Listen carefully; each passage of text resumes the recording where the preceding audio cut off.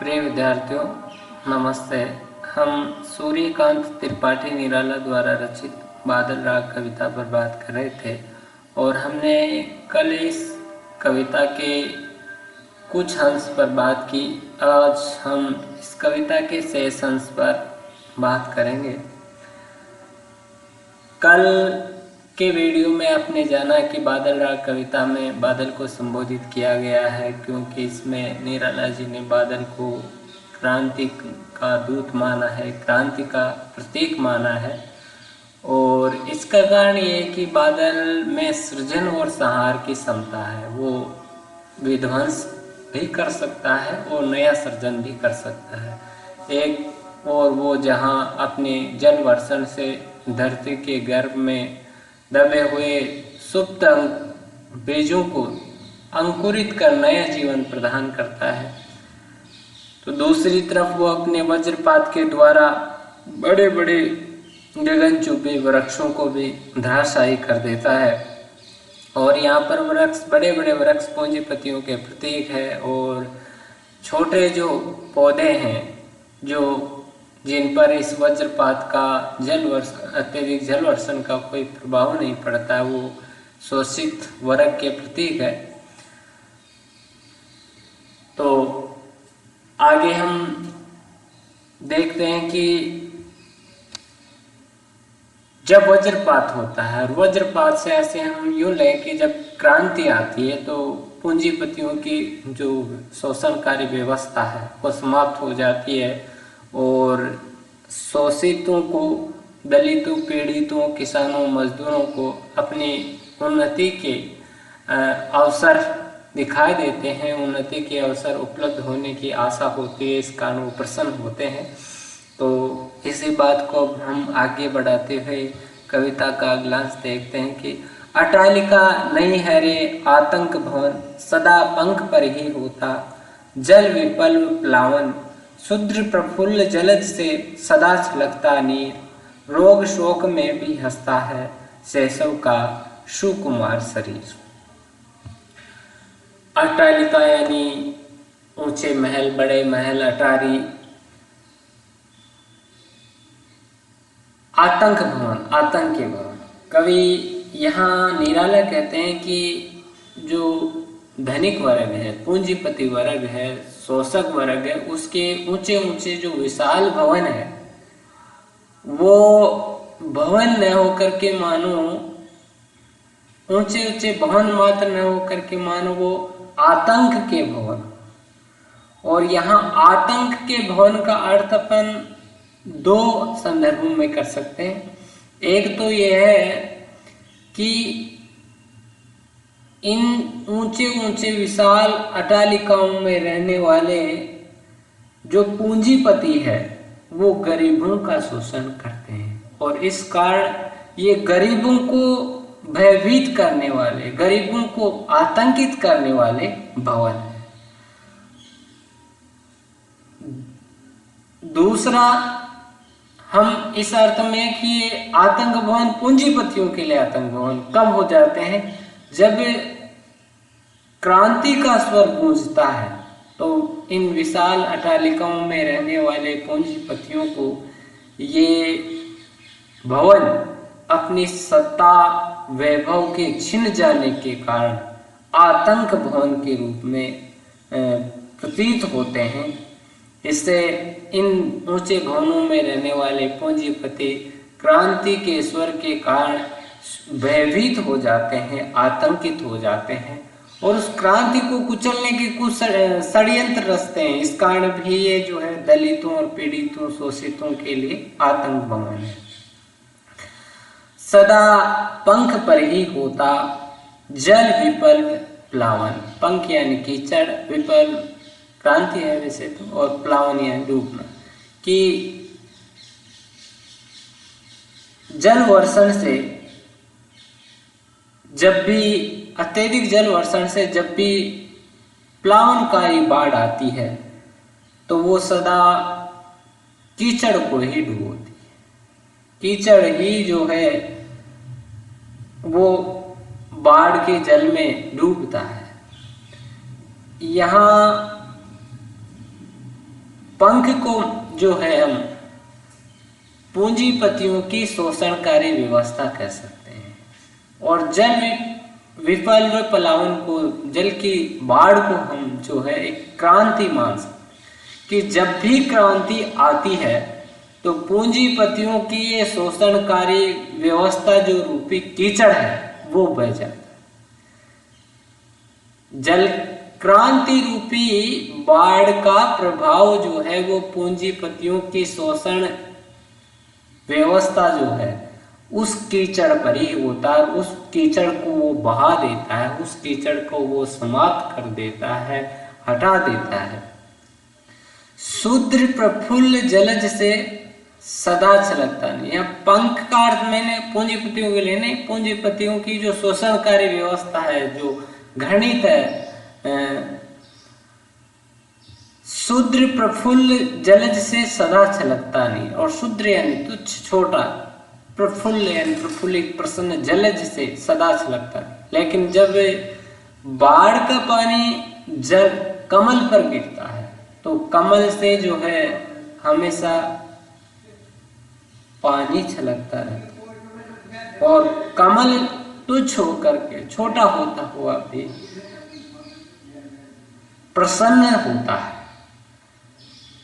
वो इस बाढ़ से जो है दुखी विषण नहीं होता है, क्योंकि बाढ़ से, प्रलय से, क्रांति की बाढ़ से केवल पूंजीपति वर्ग ही प्रभावित होता है, उसकी ही सत्ता जो है वो समाप्त होती है। जो शोषित वर्ग है, शूद्र, कमल को शूद्र बताया है यहाँ, ये जो है शोषितों का, दलितों का, पीड़ितों का प्रतीक।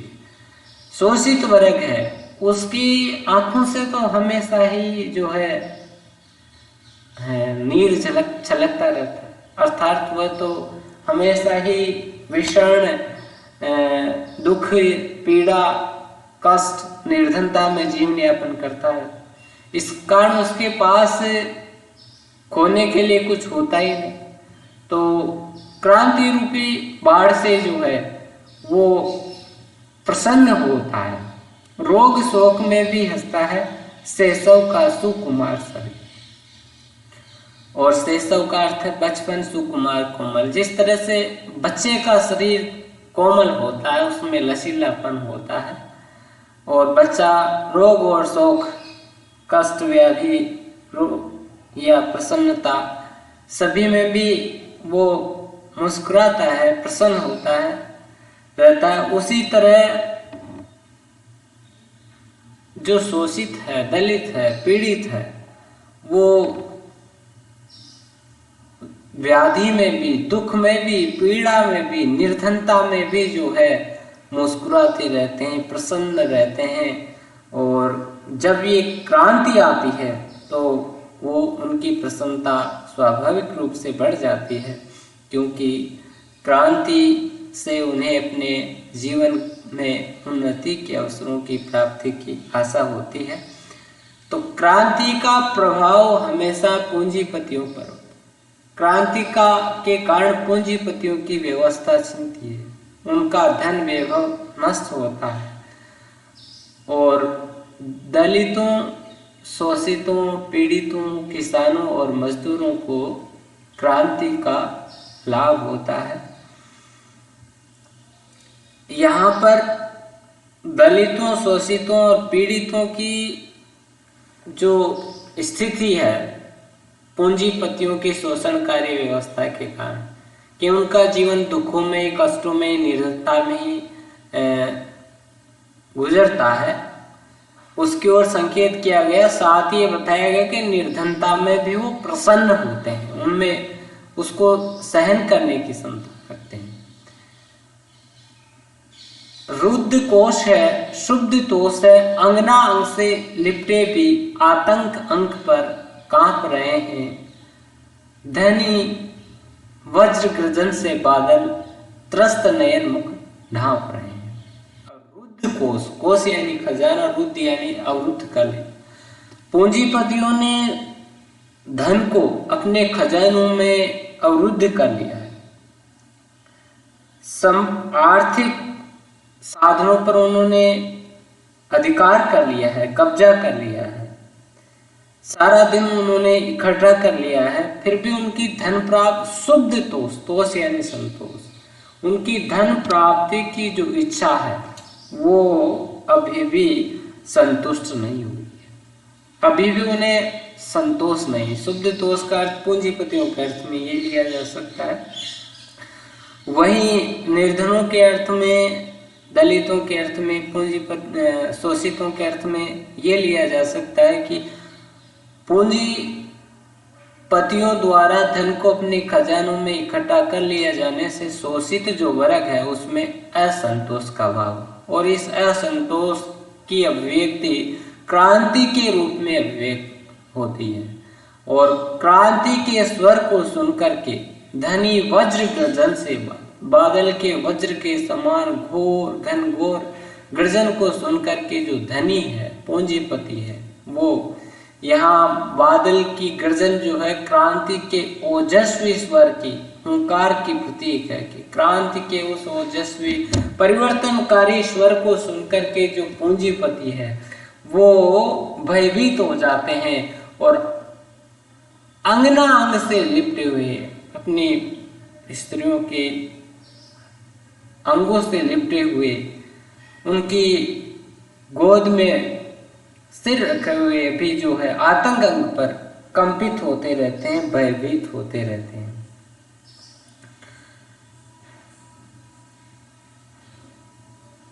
त्रस्त नयन मुख ढांप रहे हैं, और क्रांति की गर्जना को सुनकर के वो इतना भयभीत होते हैं कि भय के कारण अपने आंखों को बंद कर लेते हैं, मुंह को ढांप लेते हैं, मुंह को छिपा लेते हैं। तो इन पंक्तियों में एक और तो जहां पूंजीपतियों के धन वैभव का वर्णन हुआ है कि उन्होंने ऊंची ऊंची अट्टालिकाएं बना रखी है और उनमें वैभव विलास का जीवन जीते हैं, अपनी प्रेमिकाओं स्त्रियों के साथ वो जो है भोग विलास करते हैं। दूसरी ओर उन्होंने क्रांति के कारण उनकी जो भयभीत दशा है उसका भी चित्रण किया है। कवि ये भी कहना चाहता है कि क्रांति के कारण पूंजीपतियों की ही जो है वो धन वैभव विलास नष्ट होता है। आगे, जीर्ण बाहु हुए सेन शरीर, तुझे बुलाता कृषक अधीर, ये विपल्व के वीर, चूस लिया है उसका सार, हाड़ मात्र ही है आधार, ये जीवन के पारावार। जीर्ण,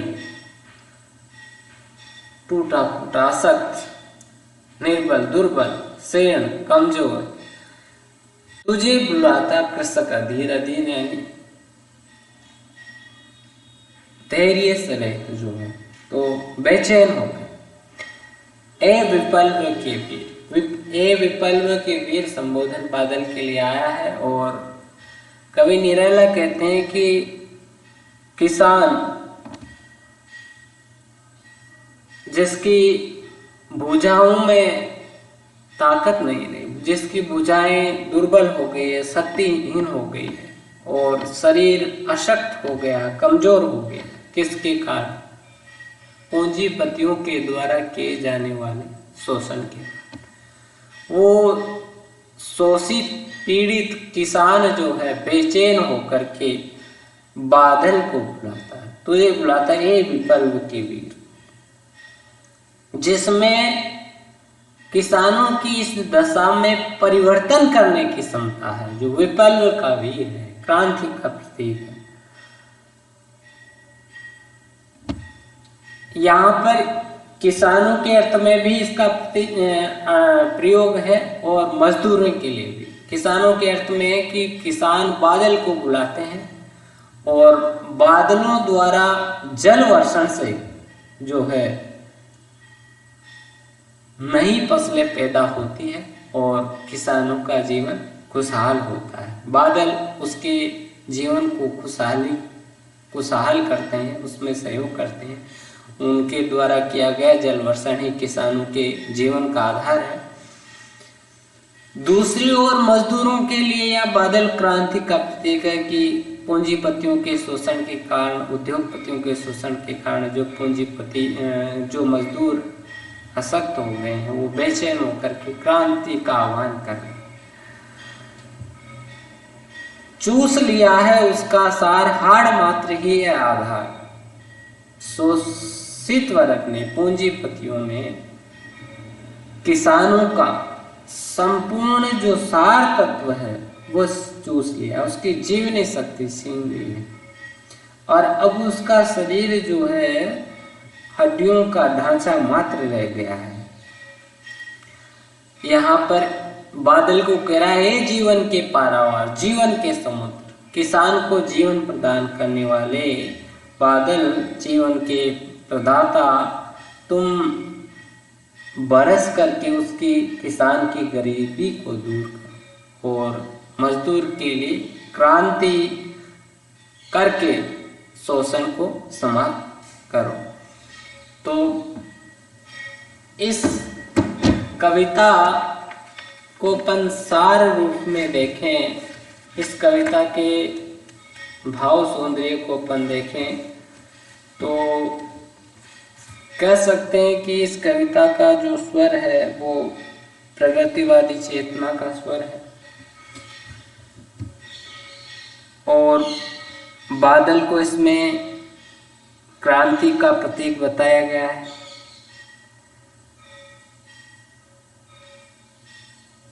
शोषित, पीड़ित, निर्धन किसानों की दयनीय दशा का मार्मिक शब्द चित्र प्रस्तुत करके इसमें शोषक वर्ग के प्रति आक्रोश और विद्रोह की भावना अभिव्यक्त हुई है।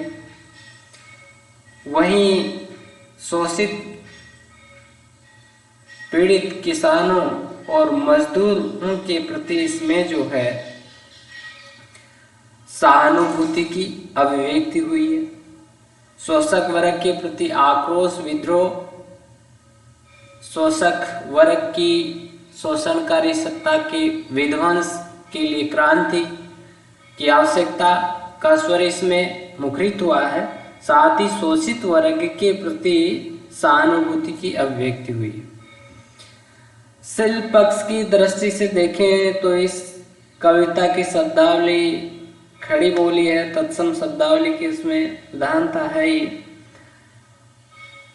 कविता की शब्दावली में सांकेतिकता एवं प्रतीकात्मकता है। जैसे बादल ही क्रांति का प्रतीक है, हंसते हैं छोटे पौधे लघु भार, ये सांकेतिक शब्दावली यहाँ हंसते हैं छोटे पौधे लघु भार शोषितों, पीड़ितों, दलितों के, किसानों के लिए प्रयुक्त हुआ है।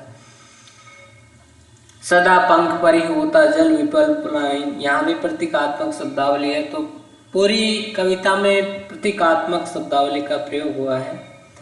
अलंकारों की दृष्टि से इसमें अनुप्रास अलंकार का बहुत प्रयोग हुआ है। इसके साथ साथ हिल हिल खिल खिल में पुनरुक्ति प्रकाश अलंकार भी है। रूपक अलंकार का प्रयोग भी कविता में अनेक स्थान पर आया, जैसे समीर सागर है। मानवीकरण, इसमें प्रकृति का पूरी तरह से मानवीकरण हुआ है, तो मानवीकरण इसका एक मुख्य अलंकार है। एक उदाहरण के लिए हम कह सकते हैं कि हंसते हैं छोटे पौधे लघु भार, यहाँ पौधों को भी हंसते हुए दिखाया गया है, तो ये मानवीकरण अलंकार है। इसके अतिरिक्त आकर्षक बिंब योजना भी इस कविता में रची गई है, और दृश्य और सर्वे बिंबों का जो है प्रभावी ढंग से इसमें विधान हुआ है। जब इस कविता को पढ़ते हैं तो पाठक के मानस चित्र में जो है वो पाठक के मानस में जो है वो चित्र उभरते हैं, और उसके स्वर्ण इंद्रियों से भी उसे जैसे ध्वनि सी सुनाई देती है। तो दृश्य और श्रव्य बिंबों की सुंदर प्रभावी योजना इस कविता में की गई है। धन्यवाद।